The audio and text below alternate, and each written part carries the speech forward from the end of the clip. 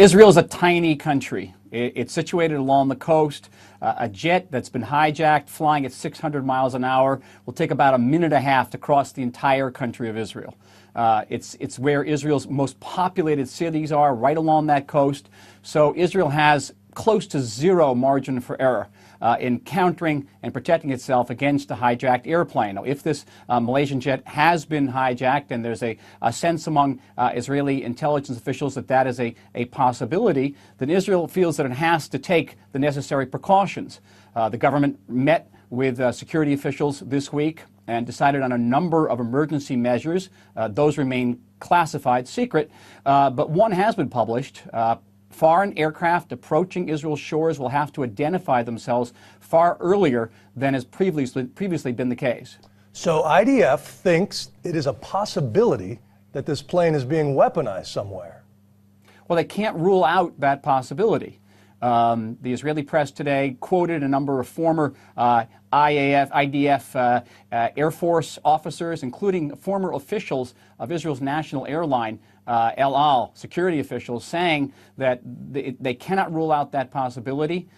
They also noted that this could not have happened in Israel, where security is far tighter and there's a far closer cooperation between military radar and the civilian air traffic control. That didn't exist in the Malaysian case. So they can't rule out that possibility, and they have to take every possible measure to protect the country in case this airliner has been hijacked and in case it could be aimed at the state of Israel. So how do you prepare for this? Do you have planes identifying themselves farther out? And what happens if one of them doesn't answer to your sufficient satisfaction? Well, precisely. Well, foreign aircraft are now going to have to identify themselves far earlier than has been the practice. And what would happen if they don't identify themselves, if the plane approaches Israel's shores? Well, we have one precedent. It occurred 41 years ago in February 1973, when a Libyan aircraft bound for Cairo strayed into Israeli-controlled airspace. Israeli jets intercepted that Libyan airliner, instructed it to land. When it ignored the Israeli instructions, that airliner was shot down. All but 5 of the 114 people aboard died. Israel paid compensation to the families, but that is the precedent. Israel, again, has no margin for error for planes, alien planes, unidentified planes, and possibly hostile planes that are entering its airspace. But here's the thing. Your defense minister at the time called that an error in judgment. It turned out that it was a sandstorm that had knocked their navigational equipment on, and they weren't paying attention to the orders to try to land. That had more to do with tensions there. But my question as to now is, does this heightened state of fear raise the possibility of a tragic accident with another commercial flight? Well, I think the security and the technology has improved significantly over the last 4 decades.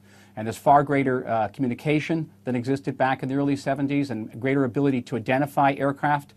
Again, we're dealing with an aircraft. We know its make. We know its design. We know its vintage. And if it appears on an Israeli radar screen approaching the coast, Israel will take, again, probably all measures necessary to defend its citizens, who will be very vulnerable. They are along the coast. The entire country is very tiny. And before I let you go, what do you think the chances are that this may have already happened? That this plane wandered into Chinese or airspace of one of the stands, Kyrgyzstan or something, was shot down, and now there's some sort of cover-up? Would the world know about that in the last dozen days if it had happened? Well, all I can say is that Israel has very extensive intelligence capabilities. It shares those capabilities with the United States, with other allied governments around the world. Israel also has satellite observation capabilities. And so whatever Israel knows, again, it has the ability to know a great deal, it is sharing it with the United States and other